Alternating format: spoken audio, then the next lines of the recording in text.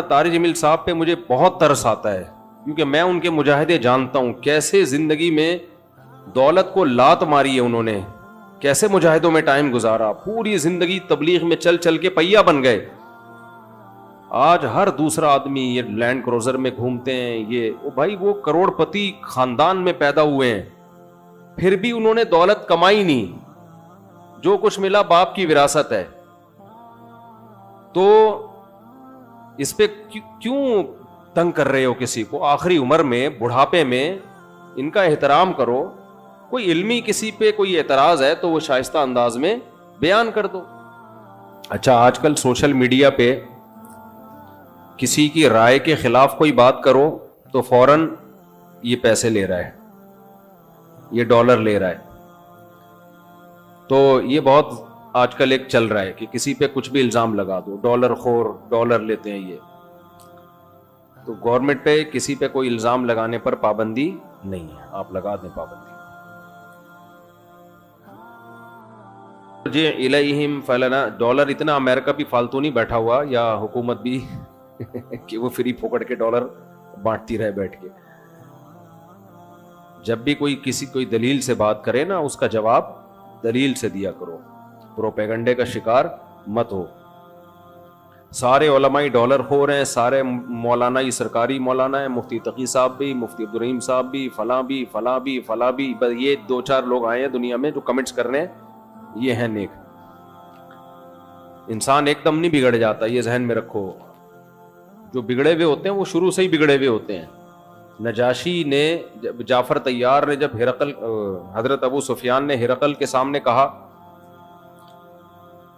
کہ ہم پیغمبر پر ایمان لائے ہیں، تو ہرقل نے کیا کہا تھا؟ کیا انہوں نے زندگی میں کبھی جھوٹ بولا ہے؟ تو حضرت جعفر طیار نے کہا نہیں۔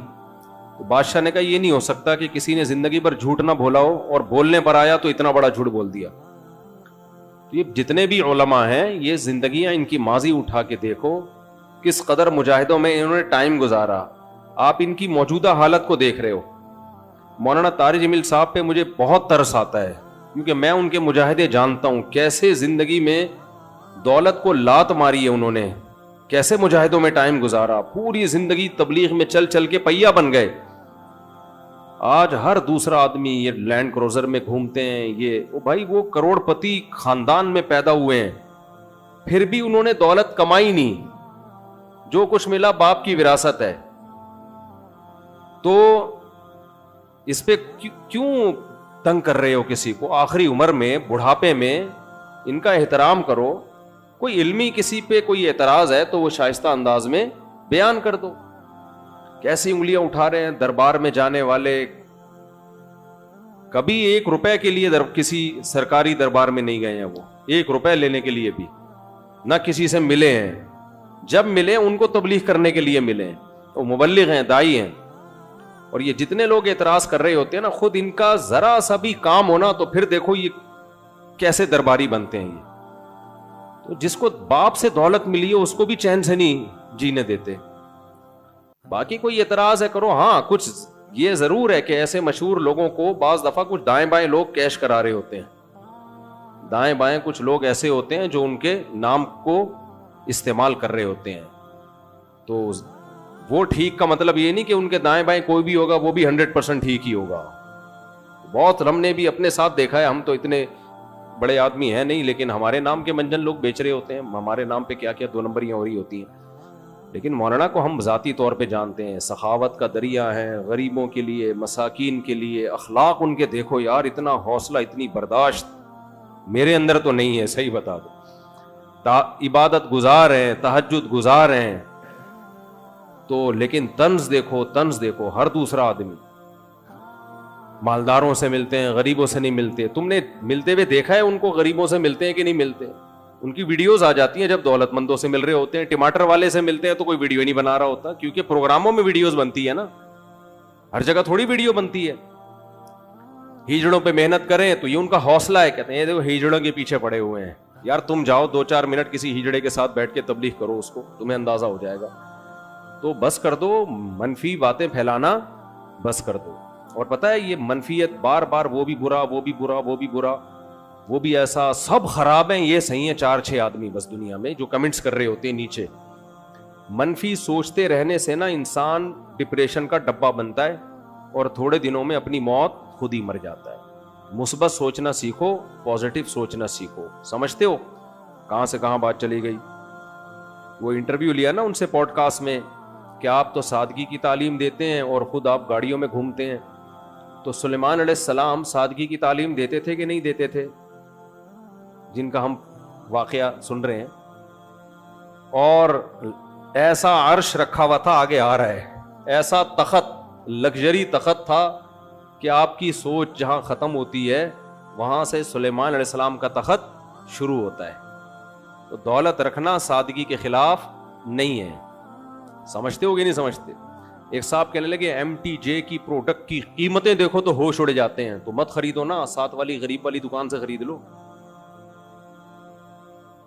بہت زیادہ قیمت پہ بیچ رہے ہیں تو مت خریدو بھائی. اور وہ کون سا دکان پہ بیٹھ کے بیچ رہے ہیں, تو نیچے لوگ ان کا بزنس سنبھالا ہوا ہے, نام ان کا استعمال ہو رہا ہے, اور اگر بیچ رہے ہیں ڈبل ٹرپل کر کے بیچ رہے ہیں تو آپ مت خریدو نا. آپ کا دماغ خراب ہے, وہیں سے لوگے آپ. انہوں نے کہا ہے کہ جو میرے ایم ٹی جے سے جو خوشبو نہیں خریدے وہ دائرہ اسلام سے خارج ہے. مت خریدو یار, آپ بے وقوف ہو. تو پرسنل لائف میں اس طرح سے, جو میں نہیں کہہ رہا وہ فرشتے ہیں ان سے غلطی نہیں ہو سکتی, کوئی علمی لحاظ سے کسی پر کوئی اشکال ہو تو مہذب طریقے سے کیا جا سکتا ہے, وہ ٹھیک ہے. وہ تو اللہ کے پیغمبر کے علاوہ کوئی بھی غلطی سے پاک نہیں ہے. تو بہت افسوس ہوتا ہے, قوم جو ہے نا بہت منفی سوچتی ہے, بہت منفی سوچتی ہے. خیر اچھا بھائی, تو سلیمان علیہ السلام نے فرمایا ارجی الیہم, واپس. وہ ہدیہ لے کر آئے تھے نا, اس کا خیال یہ تھا یہ ہدیہ دیکھ کے کیا ہو جائے. ہاں میں یہ کہہ رہا تھا کہ جس نے زندگی میں کبھی ڈالر نہ لیے ہوں حکومت سے, اسٹیبلشمنٹ سے, امریکہ میں, وہ کیوں اب ڈالر لے کے غلط بیانی کرے گا. آپ یہ بول دو اس کے بیان پہ ہمیں اعتراض ہے, ہم ان کے بیانیہ سے متفق نہیں ہیں. یہ نہیں بولو کہ ڈالر لیے ہوئے ہیں, یہ نہیں بولو. اور آج جو بول رہے ہیں کہ وہ انہوں نے فلاں سے ڈالر لیے ہوئے, یہی بات جب وہ ان سے مل رہے تھے تو وہ کہہ رہے تھے انہوں نے فلاں سے ڈالر لیے ہوئے ہیں. یعنی یہ بھی ڈالر دے رہے ہیں, وہ بھی ڈالر دے رہے ہیں, تو یہ سب سے ڈالر لے رہے ہیں. اور یہ نہیں ہوتا بھائی, جب ان سے ملے تھے انہوں نے ڈالر دیے تھے تو یہ والے تھوڑی دیں گے, بولیں گے تو اس کا آدمی ہے. پھینکتے رہو پھینکتے رہو, گورنمنٹ کی طرف سے کوئی پابندی نہیں ہے پھینکنے پر. اچھا بھائی, تو ہم چلتے ہیں. تو سلیمان علیہ السلام نے فرمایا ارجع, واپس. آپ ان کی رائے سے اختلاف کرو, سیاست میں بھی اختلاف کرو ان سے. ہم یہ نہیں کہہ رہے جو ان کے سیاسی موقف ہے آپ اس کی حمایت کرو, نہ, آپ اختلاف کرو ان کے سیاسی موقف سے. آپ بولو آپ کی جو سیاسی رائے ہے ہم اس سے متفق نہیں ہے, 100 دفعہ کرو. یہ نہیں بولو کہ آپ اس رائے میں مخلص نہیں ہیں, آپ پیسے لے کے یہ رائے دے رہے ہیں. یہ بہت بڑا الزام ہوتا ہے, پیسے دے کے بیانیاں بدلنا. یہ کوئی بہت ہی غلیظ پلید آدمی ہوتا ہے جو یہ کام کرتا ہے.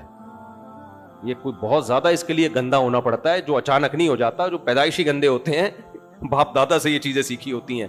ہرقل نے کہا تھا ابو سفیان سے 40 سال کسی نے جھوٹ نہیں بولا, اور وہ جھوٹ بولنے پر آئے تو اتنا بڑا جھوٹ کہ میں اللہ کا پیغمبر ہوں. یہ نہیں ہو سکتا. کسی نے زندگی میں کبھی چوری نہ کی ہو, اچانک بینک میں کروڑوں روپے کا ڈاکہ ڈال دے, ایسا نہیں ہو سکتا بھائی. شروع میں چپل چوری, پھر آہستہ آہستہ یہ بڑے بڑے جو ڈاکو ہیں نا جو آگے تک پہنچ کے ہمارے